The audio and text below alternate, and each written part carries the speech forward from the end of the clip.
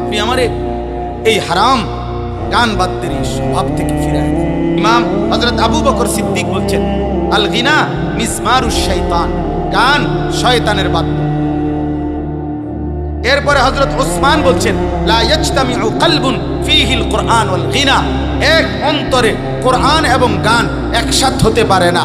যেই দিলে গান আছে সেই দিলে কোরআন আসবে না, যেই দিলে কোরআন আছে ইনশাআল্লাহ সেই দিলে গান আসবে না, গান আসবে। ইমাম মালিক রাহমাতুল্লাহ আলাইহি বলছে, মা ইয়াফআলুহু ইনদানা ইল্লাল ফুসাক, তিনি বলেন যুগ যুগ ধরে আমাদের আরব সমাজে গান বাদ্য যারা করে তাদেরকে আমরা ফাসিক ছাড়া অন্য কিছু বলি না।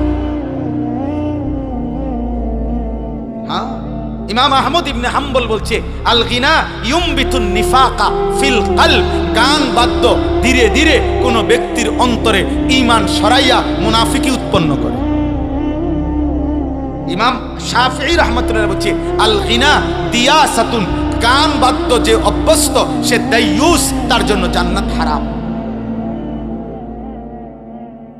ইমামে আজম আবু হানিফা বলছে, সিমাউল আগানি ফিসকুন ওয়াত তালাজ্জুদু বিহা কুফরুন, গান শোনা প্রকাশ্য পাপ, আর গান শুননা মজা পাওয়া কুফরি। কুফরি কুফরি মজা পাওয়া বুঝেন?